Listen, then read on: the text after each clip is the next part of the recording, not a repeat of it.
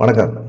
அரசியலில் நடந்த சில முக்கியமான விஷயங்களை பற்றி தான் பார்க்க போகிறோம். முதல்ல பார்த்தீங்கன்னா, எடப்பாடி பழனிசாமி தேனியில் ஆண்டிப்பட்டியில் வந்து டிடிவி தினகரனை பக்கத்தில் வச்சுட்டு ஓபிஎஸை வந்து பேசியிருந்தார். என்ன பேசியிருந்தார் அப்படின்னா, நம்ம கூட இருந்தார், இன்னொருத்தர் இருந்தார், அவர் யாருன்னு எல்லாத்துக்கும் தெரியும், அந்த மண்ணில் இருந்தவர், அவர் வேறு பக்கத்து போயிட்டார், அவரை பற்றி நான் எதுவுமே பெருசாக பேச விரும்பலை, அவர் எங்கே இருந்தாலும் வாழ்க அப்படிங்கிற மாதிரி பேசியிருந்தார்.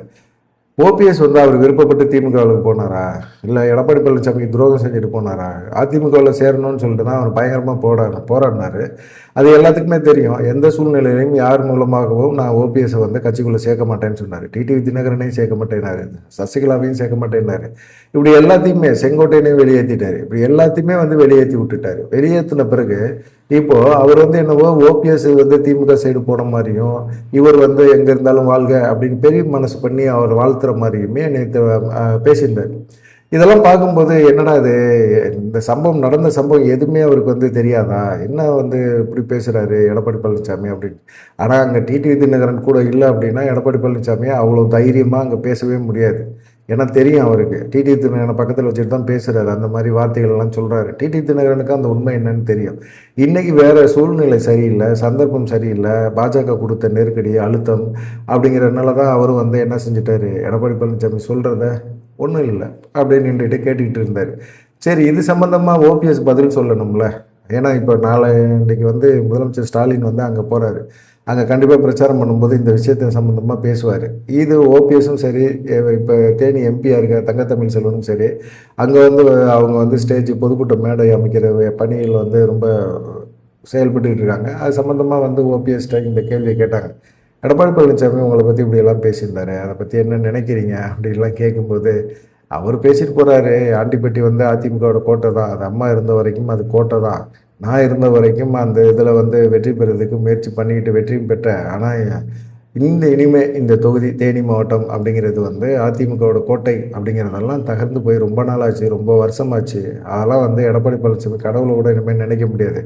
இந்த மக்களுக்கு துரோகம் பண்ணிட்டு இந்த மக்கள்கிட்ட வந்து ஓட்டு கேட்கறது வந்து எவ்வளவு அநாகரிகம். அது இல்லாமல் நான் என்னவோ வந்து திமுகவில் வந்து வலுக்கட்டாயமாக போய் சேர்ந்த மாதிரி பேசுகிறாரு. என்னை திமுக சைடு தள்ளினது யார்? எடப்பாடி பழனிசாமி தான். இது மக்களுக்கே தெரியும்ல. இந்த மக்களுக்கு துரோகம் பண்ணிவிட்டு இந்த மக்கள்கிட்டே வந்து திரும்பவும் பொய்ய சொல்லிட்டு இப்படியே செயல்பட்டுக்கிட்டு இருக்கிறாரு. ஓபிஎஸும் சரி, சசிகலாவையும் சரி, டிடிவி தினகரனும் சரி, செங்கோட்டையனையும் சரி, கட்சியில் வந்து அவருக்கு எதிர்காலத்தில் மிக முக்கியமான நெருக்கடி வரும், இல்லை இவரை வச்சு பாஜக மேலிடம் வந்து அரசியல் பண்ணணும்னு நினைப்பாங்க. அப்படிப்பட்ட நபர்களை எல்லாத்தையும் வேறு கட்சி சைடு தள்ளுறது வந்து எடப்பாடி பழனிசாமிக்கு சுலபமாக இருந்தது. அவங்களுக்கான நெருக்கடி, அவங்கள வந்து தொடர்ந்து அவமரியாதை பண்ணுறது அப்படிங்கிற மாதிரி நினச்சிட்டு இருக்காரு. எடப்பாடி பழனிசாமியை பொறுத்த வரைக்கும் இவங்க எல்லாம் வெளியே போயிட்டாங்கன்னா அதிமுக தான் கட்டுப்பாட்டுக்குள்ளே வந்துடும் அப்படின்னு நினைக்கிறாரு. பாஜக நினச்சா யாரை வச்சு வேணாலுமே வந்து அவங்க கட்டுப்பாட்டுக்குள்ளே அதிமுக கொண்டு வர முடியும்.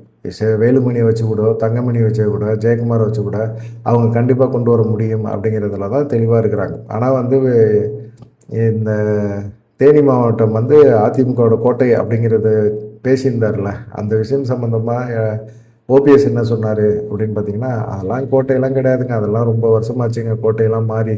அது எடப்பாடி பழனிசாமிக்கு இன்னும் ஒரு விஷயமும் புரியல, அவருக்கு வந்து என்ன பண்ணுறது அவர் அரைச்சிட்டு அப்படின்னு சொல்லி அவருமே சொல்லியிருக்கிறாரு. நாளைக்கு முதலமைச்சர் வந்து பேசுவார் இந்த இடத்துல. அப்படிங்கும்போது அதுவும் கொஞ்சம் பரபரப்பாக பார்க்கலாம் என்ன பண்ண போகிறாங்க அப்படின்னு சொல்லிட்டு அப்படிங்கிற ஒரு விஷயத்தை பார்க்கலாம்.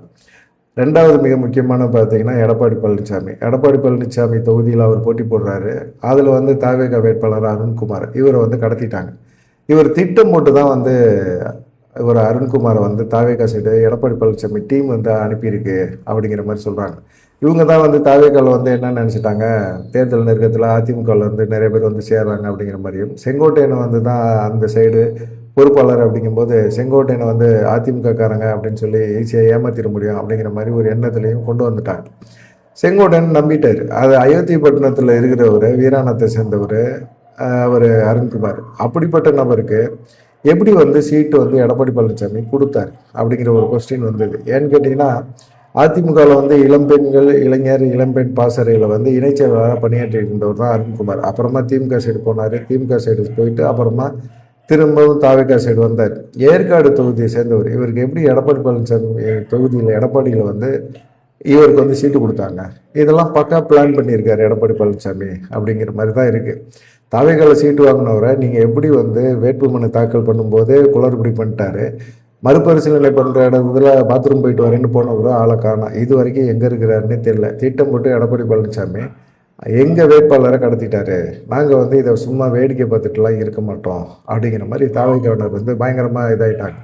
எங்கள் வேட்பாளர் கடத்துகிற அளவுக்கோ இல்லை திட்டம் போட்டு அவங்க ஆட்களே வந்து வேட்பாளராக தாவேக்காவில் நிறுத்துகிற அளவுக்கோ எடப்பாடி பழனிசாமி பெரிய ஆள் அப்படின்னு நினச்சாருன்னா நாங்கள் இந்த தேர்தலில் வந்து கண்டிப்பாக வந்து எங்களுடைய வாக்களிப்பு முறையை வந்து நாங்கள் ஸ்டைலை வந்து மாற்றிடுவோம் அப்படிங்கிற மாதிரி தாவேக்கா தரப்பினர் வந்து இப்போ ரொம்ப இதாகிட்டாங்க. எடப்பாடி பழனிசாமிக்கு எதிராக வந்து பேச ஆரம்பிச்சிட்டாங்க. குறிப்பாக தாவேக்கா வந்து கண்டிப்பாக வந்து வேட்பாளரை நிறுத்தம், நாங்கள் வந்து அவங்களுக்கு ஓட்டு போடுவோம் அப்படிங்கிற ஒரு நம்பிக்கையில் இருந்த அந்த பகுதி மக்களுக்கு வந்து மிகப்பெரிய ஒரு வருத்தம் வேட்பாளர் இல்லாதது. அதனால் அவங்க என்ன நினச்சிட்டாங்க அப்படின்னா, கண்டிப்பாக நம்ம வந்து தாவேக்கா வேட்பாளருக்கு ஓட்டு போடலை அப்படின்னாலும் எடப்பாடி பழனிசாமிக்கு நம்ம ஓட்டு போட முடியாது அப்படிங்கிற ஒரு விஷயத்தில் வந்து ரொம்ப ரொம்ப ரொம்ப தெளிவாக இருக்கிறாங்க அப்படிங்கிற மாதிரி சொல்கிறாங்க. என்ன நடக்க போகுதுன்னு தெரியல. ஆனால் வந்து பார்த்திங்கன்னா தாவேக்காவினர் வந்து சுயேட்சைக்கு வந்து இன்னும் விஜய் வந்து எதுவுமே சொல்லலை. சுயேட்சை வேட்பாளருக்கு ஆதரிங்க, சுயேட்சை வேட்பாளருக்கு ஓட்டு போடுங்க அப்படின்னு சொல்லி. ஆனால் அங்கே இருக்கிற எடப்பாடி தொகுதியில் இருக்கிற தாவேக்காவினர் வந்து எடப்பாடி பழனிசாமிக்கு ஓட்டு போடக்கூடாது அப்படின்னா அதை எதிர்த்து வலுவாக நிற்கிற வேட்பாளருக்கு நம்ம ஓட்டு போடணும் அப்படின்னு ஒரு முடிவு பண்ணிட்டாங்க. அப்படின்னு வலுவாக நிற்கிற வேட்பாளர் யாருன்னு பார்த்தீங்கன்னா திமுகவில் தான்.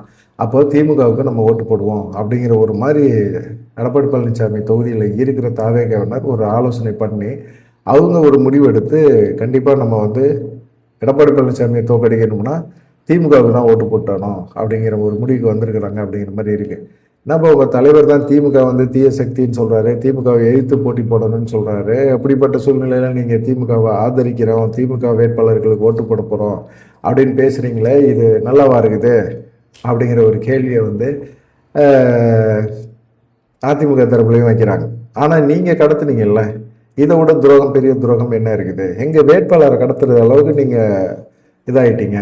திட்டம் போட்டு உங்கள் கட்சிக்காரங்களையே எங்கள் கட்சிக்குள்ளே வந்து வேட்பாளரை அனுப்பிச்சி விட்டு அவரை வந்து நீங்கள் நிறுத்தி அதில் வந்து நீங்கள் வந்து கடைசி நேரத்தில் வேட்புமனுவை வந்து தாக்கல் பண்ண விடாமல் செஞ்சு அவரை வந்து மறைமுகமாக வந்து எங்கேயோ வச்சுருக்கிறீங்க. இது வந்து தப்பு இல்லையா? உங்களுக்கு தில்லு இருந்தால், திராணி இருந்தால், இது எடப்பாடி பழனிசாமி ஸ்டைலு. நீங்கள் என்ன செஞ்சுருக்கணும்? எங்கள் வேட்பாளரை நிறுத்தி எங்கள் வேட்பாளரை வந்து நீங்கள் ஜெயிச்சிருக்கணும். அதுதான் உங்களுடைய தில்லை காட்டும். அதை விட்டுட்டு வேட்பாளரை வந்து வேட்புமனுவே குளறுபடி பண்ணி வச்சு மறுபரிசீலனை அவர் கடத்திட்டு போகிறது எந்த விதத்தில் நியாயம்? அவருக்கு காசை கொடுத்து நீங்கள் எங்கள் வேட்பாளர் விலை பேசி வாங்கிட்டீங்க. திட்டம் போட்டு அதிமுகவில் இருக்கவங்கள இது மாதிரி தாவேக்காவில் உள்ளே நுழைச்சி இது போல செயல்படுறது துரோகம் கிடையாதா? நம்பிக்கை துரோகம் கிடையாதா? நாங்கள் நம்பி தானே சீட்டு கொடுத்தோம் அப்படிங்கிற மாதிரி தாவேக்காவில் பேசுகிறாங்க. இதுக்கு பழிக்கு பழி வாங்குறதுக்கு எங்களுக்கு திமுக தீய சக்தி தான். எடப்பாடி தொகுதியை பொறுத்த வரைக்கும் திமுக தீய சக்தி கிடையாது, எடப்பாடி பழனிசாமி தான் எங்களுக்கு தீய சக்தி அப்படிங்கிற மாதிரி அங்கே இருக்க தாவேக்கனர் சொல்கிறாங்க.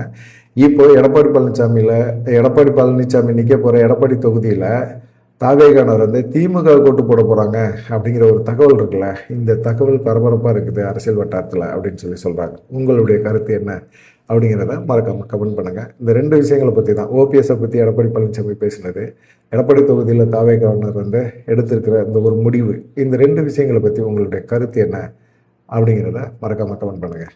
நன்றி, வணக்கம்.